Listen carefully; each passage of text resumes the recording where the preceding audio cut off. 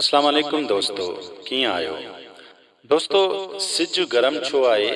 इन सवाल हज़ारें सालनि खां माण्हुनि खे परेशान कयो आहे।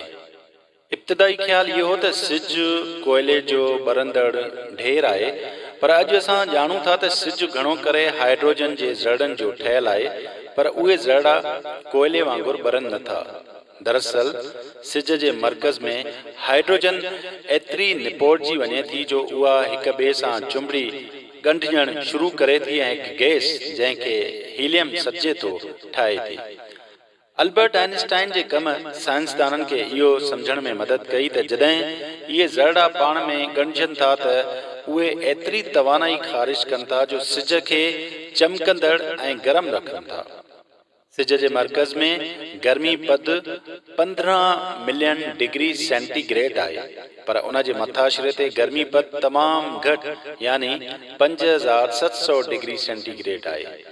हिक किटलीअ में पाणी 100 सेंटीग्रेड ते टहिके थो, सो तसवुर करियो त सिज जो मर्कज़ केतिरो न गरम हूंदो।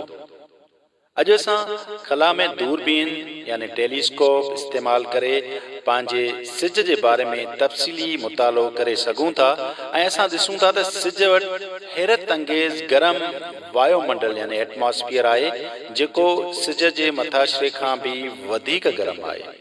अटकल 1 मिलियन यानी 10 लख सेंटीग्रेड गर्मी पद इहो हैरान कंदड़ आहे। जीअं त इहा गरमाइश सिज जे मथाशिरे मां अचे थी, पर इहा अहिड़ो गरम वायुमंडल पैदा नथी करे सघे। असल में वायुमंडल में मौजूद गरम गैसूं एक्सरे ऐं अल्ट्रावायलेट रोशनी में चिटीअ रीत चमकनि थियूं। ख़ला में दूरबीन सां सिज जी वरितल तस्वीरुनि जेका एक्सरेज़ ऐं अल्ट्रावायलेट रोशनी ॾिसी सघनि थियूं, असांखे सम्झण में मदद कई त वायुमंडल खे तमामु वॾो चकमकी मैदान यानी मैग्नेटिक फील्ड गरम रखे थो, जेको उन्हनि गैसनि मंझि डोड़े थो।